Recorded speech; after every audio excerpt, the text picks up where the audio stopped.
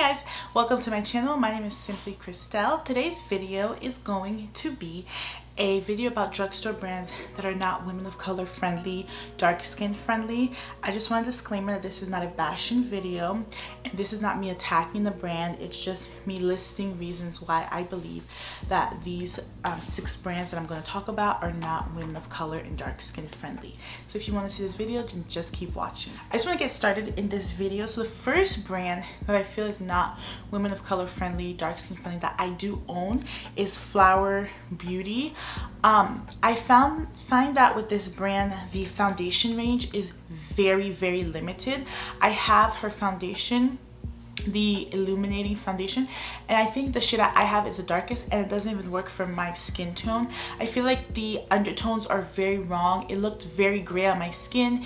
It's just, I don't know who's in her production team or who's working for her or Drew Barrymore. I'm not sure what she has going on, but I just feel like she doesn't even try to expand her shade range for darker skin.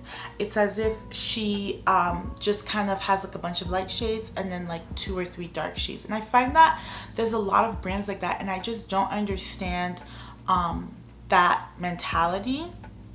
If you're gonna create a product, why not create a product for every skin tone? It's as if they think that dark people or black people or dark skinned people don't buy makeup, or I don't know what it is, but it's just very it's very disappointing because I do like Drew Barrymore and I would love to use more of her complexion products, but I can't because they're not geared to me. And also I found that her eyeshadows are not pigmented for dark skin. I have her Sun Blazing palette. It is the more warmer toned with the oranges and the yellow, and that eyeshadow palette is so hard to work with. It doesn't show up. I would have to blend and blend and blend just to get a little bit of pigmentation. You can tell it was not made for darker skin because I've seen whiter skin people like Kathleen Lights have used her palettes and they show up beautifully on her skin tone because she's fair, and someone like me, it doesn't work for me.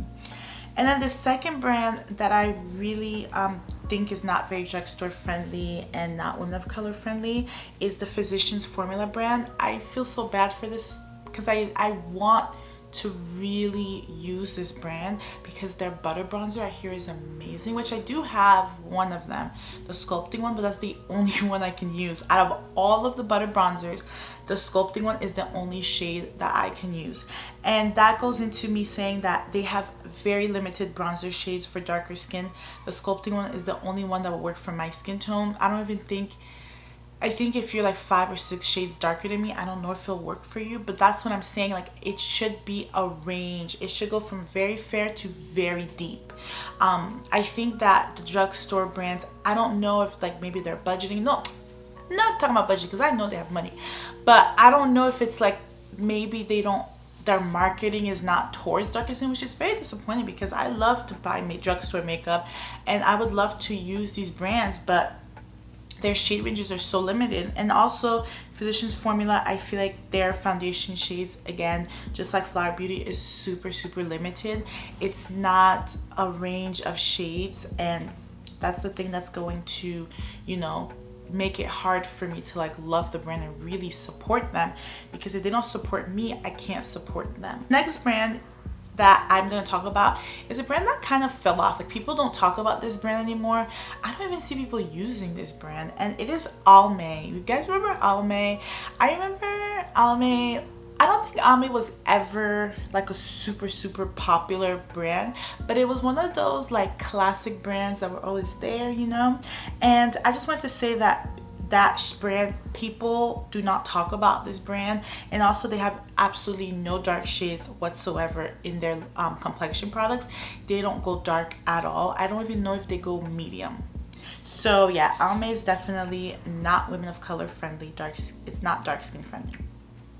The next brand, it hurts me to bring up this brand because I love this brand. I really love this brand, and it just hurts for me to say this, but I feel like Wet n Wild in complexion products, they are not women of color friendly. They're not dark skin friendly because their darkest foundation shade, I was doing research for this, their darkest foundation shade is mahogany, and that doesn't run very dark.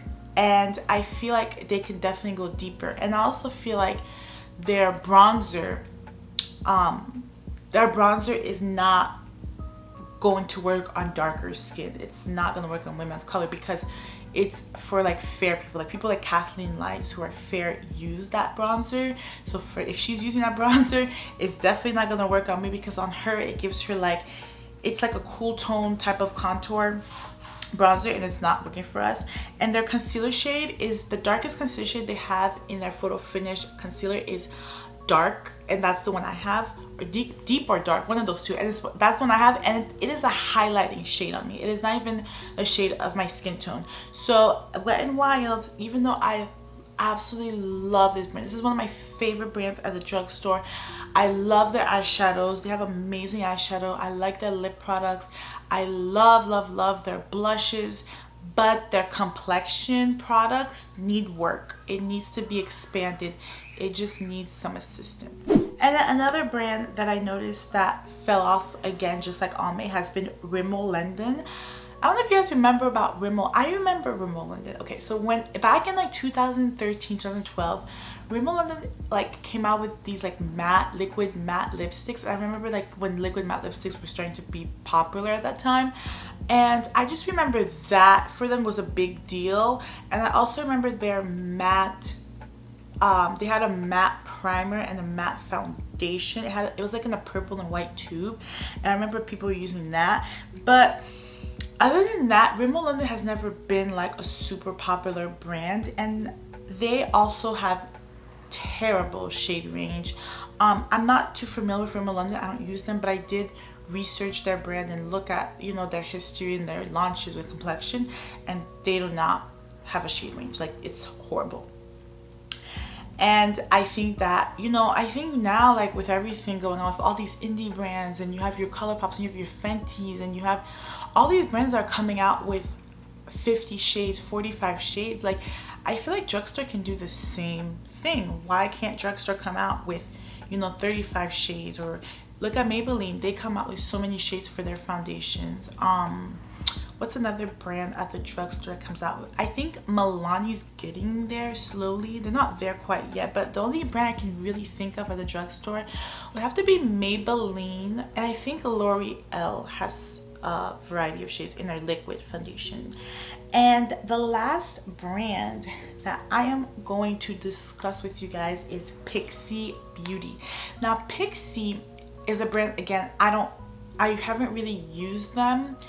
They're another brand that I feel like kind of fell off. Like, people don't really use Pixi Beauty that much. I remember Casey Holmes, she had a couple collabs with them, and I remember they came out with a big collab palette with like 6 influencers or something like that.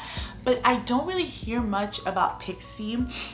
Their blushes look very, very powdery, very light. They don't seem like they run for deeper, darker skin. And also, I feel like their face palettes, I'm just looking at my notes when I look down here, but their face palettes are definitely not geared towards darker skin. I feel like they are more for fair, maybe light medium skin tone, but I just always felt like I couldn't find myself in that brand. Like, I couldn't see anything that I could use in that brand. And again, guys, this is not me bashing or, you know, insulting the brand. It's just me saying, like, you know, these brands at the drugstore, they are not women of color friendly in complexion products. They're not geared for us, and that's a problem to me, because I feel like when you walk into the drugstore, you should be able to find something for you, and you shouldn't be limited to just 1 or 2 brands you can shop for. You should be able to try all brands. And I feel like this is a message to the brands. I mean, they're probably not watching little to me, but this is just saying that there needs to be a change with the range. There needs to be a change with inclusivity, diversity in these brands, because Black women, like, we spend money on makeup. we spend money on beauty products. So when you're creating your products and you're thinking, oh, they're not gonna shop or they're not gonna buy anything, that's very ignorant on your part, because we're gonna buy it and we're gonna spend our money. So I hope you guys liked this video. It's a little different. I usually don't do, I don't want to say it's a negative video because I don't like that word, but I usually don't do like videos where like I discuss like my, not my opinion, but like where I discuss like solely like focusing on the negatives of a brand. But I just felt like I had to do this video just to talk to you guys about it. If you guys want to see a high-end products that are not women of color, dark skin friendly, please let me know, and I can also get a list of products that are dark skin friendly, like brands that are dark skin friendly, so that you guys can go to them if you are watching this. But I really hope you guys like this video. Please let me know if you want to see more videos like this, and also please leave me video suggestions down below. Thank you so much for watching. Please subscribe if you're not already, and I will see you guys in the next one. Bye.